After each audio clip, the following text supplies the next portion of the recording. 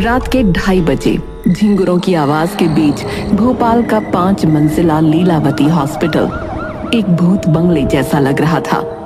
चारों तरफ सन्नाटा था और उस सन्नाटे में एक पायल की आवाज गूंज रही थी।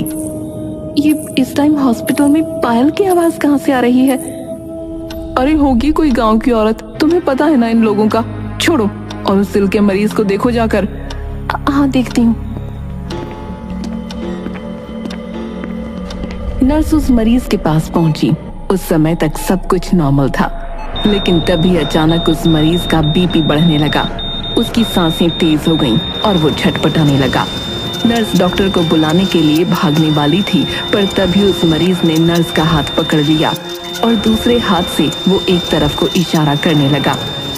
अरे मुझे छोड़ो, मैं डॉक्टर साहब को बुला कर लाऊंगी, तभी तो तुम बच पाओगे। लेकिन उस मरीज ने नर्स का हाथ नहीं छोड़ा। अब वो इतनी बुरी तरह तड़प रहा था जैसे कोई उसे करंट लगा रहा हो। उसके सिरहाने लगी हुई मशीनें ऐसी आवाजें कर रही थी जैसे फटने वाली हो। और तभी अचानक मशीन का शीशा टूटा और उस मरीज का तड़पना बंद हो गया। वो मर गया, लेकिन उसकी एक उंगली अभी भी एक तरफ इशारा कर रही थी। नर्स ने जब उस तरफ देखा तो सामने एक प्रेग्नेंट औरत खड़ी थी, जिसकी टांगों के बीच से खून टपक रहा था और वो लगातार उसे घूर रही थी। वो फौरन चिल्लाकर वहां से भागी। कोई है, वहां कोई है। क्या हुआ? ये अस्पताल सही नहीं है। यहाँ रोज एक मरीज की सडन डेथ होती है और आज शायद मैंने उस सडन डेथ की वजह को देख लिया। क्या मतलब? मतलब ये है कि लोग बीमारी से नहीं मर रहे हैं, लोग खौफ से मर रहे हैं। इस अस्पताल में कोई भूत है।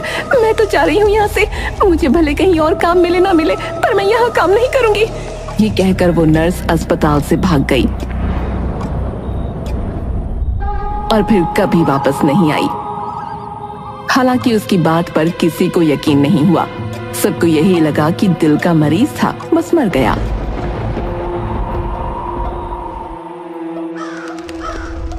दो दिन बाद उस अस्पताल में 2 इंटर्न आए, प्रेम और राहुल। नर्स उन्हें डॉक्टर प्रकाश के पास ले गई। ये है हमारे senior doctor Prakash. Hello sir. Hello sir. Hello. और इस अस्पताल के हेड डॉक्टर और मालिक डॉक्टर महेश मुंबई में रहते हैं। बहुत बड़े आदमी हैं। यहाँ आने का उनके पास अब वक्त नहीं है, पर उनका नाम तुम्हें पता होना चाहिए। डॉक्टर प्रकाश ने उन्हें जरूरी जानकारी दी और कुछ इंस्ट्रक्शन देकर अपने काम में लग गए। भाई, यहाँ सीखने को बहुत कुछ मिलेगा। हाँ, पर ये अस्पताल थोड़ा अजीब नहीं लग रहा क्या? तभी वार्ड बॉय उनके पास आया और बोला, ऐसा देखो, रात की ड्यूटी तुम दोनों को करनी होगी। रात? हमें तो लगा सीनियर नर्स या कोई और होगा। एक नर्स थी, पर वो छोड़कर चली गई। अब मैं अकेला तो नहीं रहूंगा ना। दोनों ने मना करना चाहा, पर मजबूरन मान गए।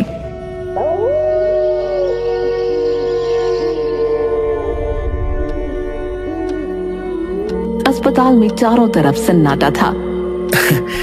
यार, ये जगह तो सच में हॉरर फिल्म का सेट लगती है नहीं? यार बस रात बीत जाए, कल से दिन की शिफ्ट ले लेंगे। इंटर्न्स को डे शिफ्ट नहीं मिलती यार, भूल जा। एक मरीज को ऑक्सीजन की जरूरत है भैया, 4थी मंजिल से सिलेंडर लाना होगा। अब तू जा प्रेम, मैं यहां देख लूंगा। प्रेम 4थी मंजिल की तरफ बढ़ा।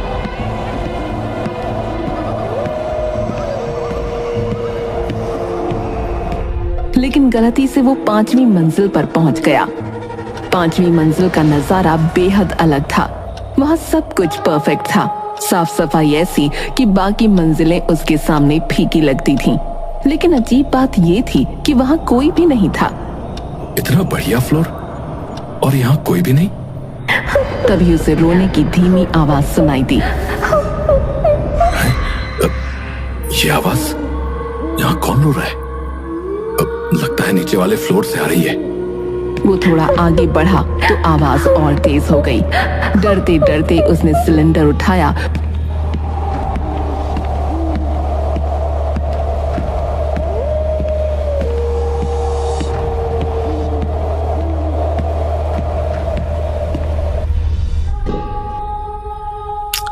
भैया, इतनी देर क्यों लगाई हैं? 5वीं मंजिल से लाने में टाइम तो लगेगा ही। 5वीं मंजिल? हाँ, लिफ्ट काम नहीं कर रही थी तो सीढ़ियों से गया। 5वीं मंजिल? अरे भैया, वहां तो कुछ भी नहीं है, वो जो है वो तो सालों से बंद पड़ा है। प्रेम का चेहरा सफेद पड़ गया। नहीं, मैं अभी वहां से आ रहा हूँ, सब कुछ सही सलामत था। भैया ठीक है, ये मजाक का टाइम नहीं है, काम पर लगो और चलो। प्रेम कुछ नहीं बोला। मरीज को ऑक्सीजन लगाकर प्रेम और राहुल कुछ देर अस्पताल की नर्सिंग स्टेशन पर आराम से बैठे। यार राहुल, मुझे अभी समझ में नहीं आ रहा है कि मैं जिस 5वें फ्लोर पर गया था वो इतना अलग क्यों था यार, इतना शानदार, और अब वार्ड बॉय कहता है कि वो बंद पड़ा है। अरे यार, तू रात की ड्यूटी पहली बार कर रहा है ना, शायद इसीलिए तेरी थकान और डर तुझे कुछ ज्यादा ही सोचने पर मजबूर कर रहे हैं। नहीं यार, चलो मेरे साथ, अभी चलते हैं 5वें फ्लोर पर, सब पता चल जाएगा। राहुल पहले मना करता रहा, लेकिन प्रेम के बार बार कहने पर आखिरकार मान गया।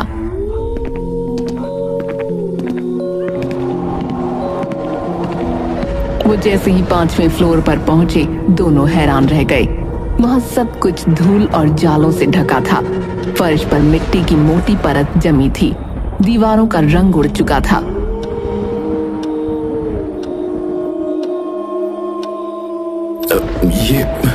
ये कैसे हो सकता है? मैं अभी कुछ देर पहले यहीं पर था यार, ये फ्लोर तो बिल्कुल नया लग रहा था। अबे यार, तू पागल हो गया क्या?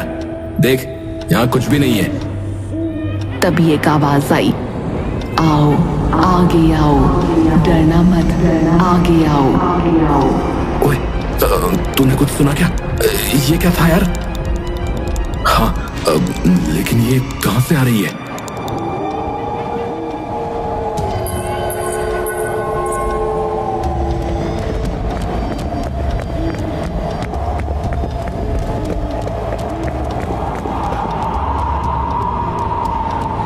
बचाओ, मुझे बचाओ।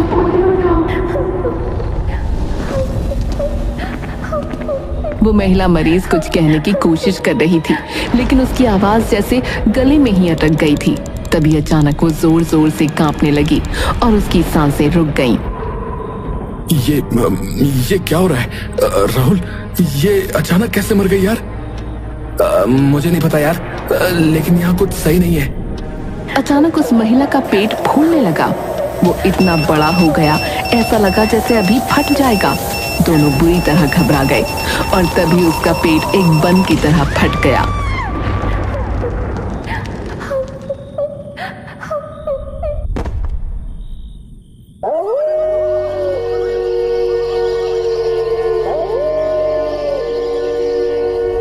लेकिन अगले ही पल सब कुछ फिर से नॉर्मल हो गया।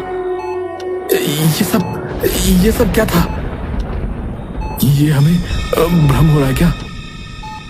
उन्होंने तुरंत वार्ड बॉय को बुलाकर मरीज की मौत के बारे में बताया, जिसने डॉक्टर प्रकाश को जानकारी दी।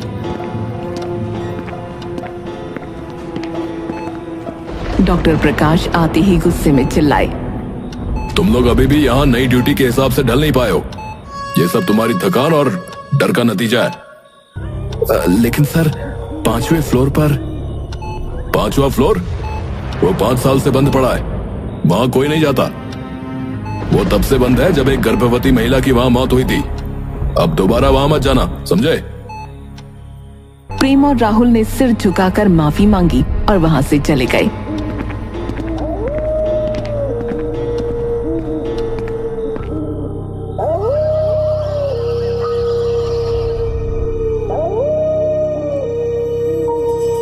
अगली रात दोनों ने तय किया कि अब कुछ भी हो, वो 5वें फ्लोर पर नहीं जाएंगे।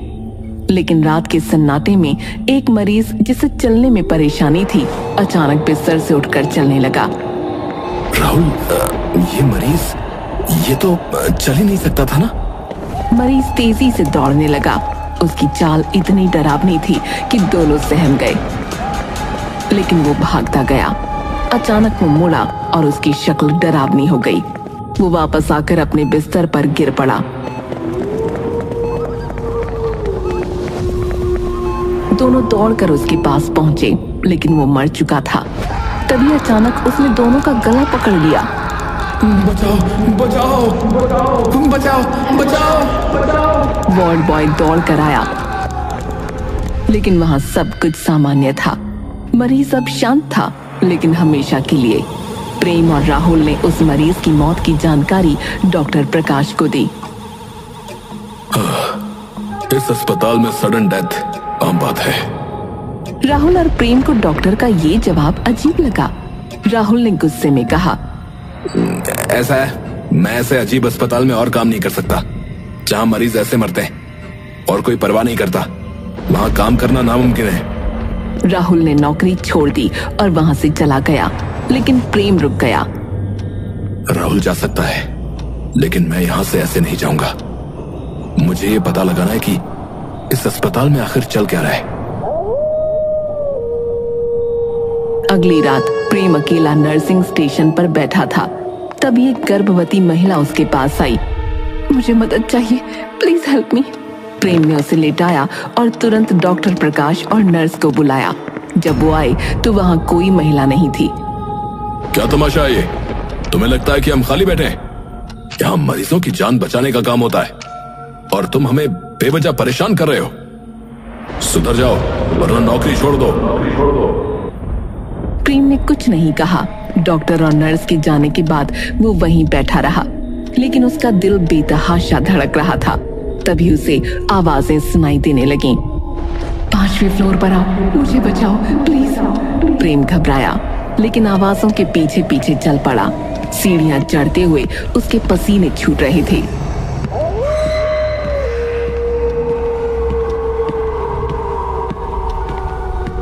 जब वो 5वें फ्लोर पर पहुंचा तो वहां का मंजर वही था, धूल, मिट्टी और जाले। लेकिन इस बार बीच में एक बेड पर वही गर्भवती महिला बैठी थी। प्लीज मेरी मदद करो, मेरा बच्चा, मेरी डिलीवरी करवा दो, मुझे बचा लो। प्रेम डर के मारे कांप रहा था। उसे कुछ समझ नहीं आ रहा था कि वो क्या करे, लेकिन जैसे जैसे वो उसकी मदद करने के लिए आगे बढ़ा, महिला का रूप बदलने लगा। उसकी स्किन सफेद और भद्दी हो गई, उसकी आंखें गड्ढों में समा गईं, उसके बाल बिखर गए और वो एक जिंदा लाश की तरह दिखने लगी। तुम कौन हो? ये क्या हो रहा है? प्लीज मुझे बचा लो, मेरी डिलीवरी करा दो। प्रेम डर से कांपते हुए पीछे हटने लगा, लेकिन तभी उसने एक बच्चे के रोने की आवाज सुनी। प्लीज मुझे और मेरे बच्चे को बचा लो। प्रेम का डर अचानक सहानुभूति में बदल गया। उसे इस खौफनाक दिखने वाली महिला पर भी तरस आ गया। मैं तुम्हारी मदद करूंगा। मुझे बताओ कि क्या करना है, बताओ मुझे। महिला ने हैरानी से प्रेम की ओर देखा और उसका रूप फिर से पहले जैसा हो गया। पर जैसे ही प्रेम महिला की मदद करने के लिए आगे बढ़ा, माहौल अचानक बदलने लगा। 5वें फ्लोर की धूल, गंदगी और जाले गायब हो गए। वहां एकदम चमकदार सफाई और नई दीवारें दिखने लगीं। ऐसा लग रहा था मानो वो किसी और ही दुनिया में आ गया हो।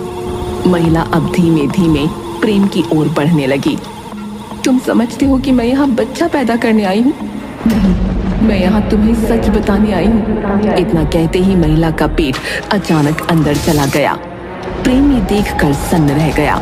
उसने घबराकर कदम पीछे खींचे और जान बचाने के लिए भागा, पर अचानक वहां के दरवाजे अपने आप बंद हो गए।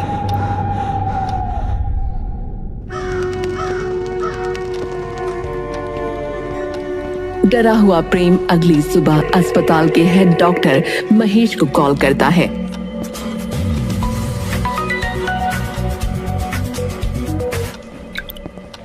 सर, वो महिला, वो बुरी आत्मा है सर। उसने कहा है कि जब तक वो आपको मार नहीं देगी चैन से नहीं बैठेगी। क्या बकवास कर रहे हो? ये कैसा मजाक है? सर प्लीज मेरी बात मानिए। वो आत्मा सबको मार रही है। हमें किसी तांत्रिक या पंडित को बुलाना होगा। मेरे पास एक आइडिया है। वो आपको देखकर बेकाबू हो जाएगी और तब तांत्रिक उसे कैद कर लेगा। डॉक्टर महेश ने बड़ी मुश्किल से प्रेम की बात मान ली।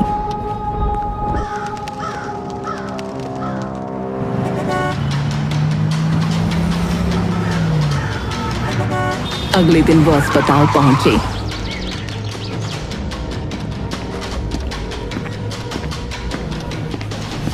अस्पताल पूरी तरह खाली था। वहां कोई मरीज, नर्स या अन्य स्टाफ नहीं था। प्रेम, ये क्या मजाक है भाई? अस्पताल में कोई भी क्यों नहीं है? सर, मैंने सबको ये कहकर छुट्टी पर भेज दिया है कि आप अस्पताल चेक करने आ रहे हो। फिलहाल उस आत्मा को पकड़ने का एकमात्र यही मौका है। तांत्रिक भी यही आने वाला है। आप बस अंदर चलिए।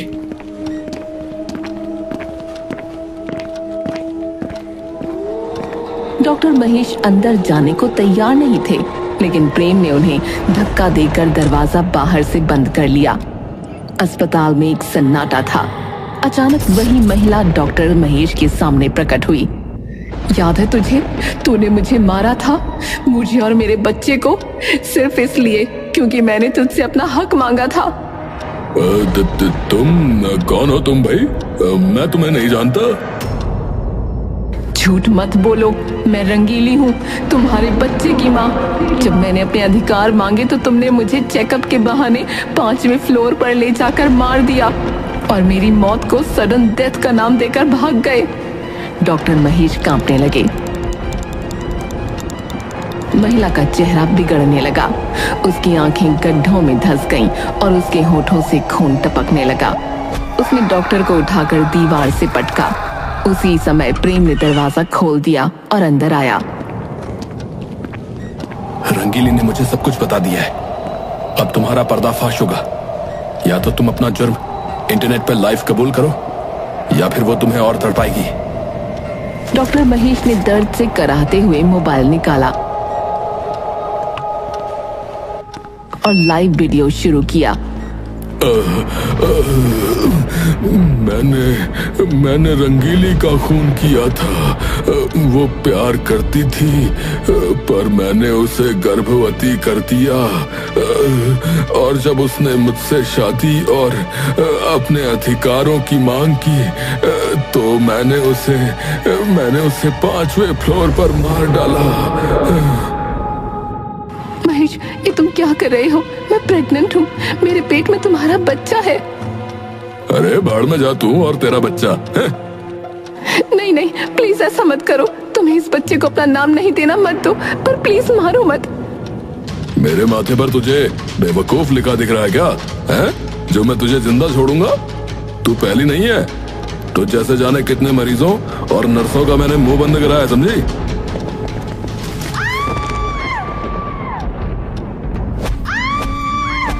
मेरा बच्चा, मेरा बच्चा।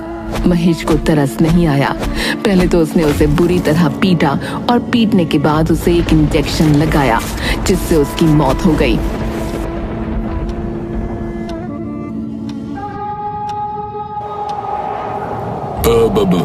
रंगीली को मारने के बाद मैंने उसकी बॉडी पार्ट्स को ब्लैक मार्केट में बेच दिया, और ऐसा मैंने कई औरतों के साथ किया है। डॉक्टर के रूप में हैवान है तू, हैवान। अब तेरा अंत होगा महेश। ये कहते ही उसने डॉक्टर महेश का गला पकड़ा और उसे इंटरनेट पर लाइव ही मार डाला।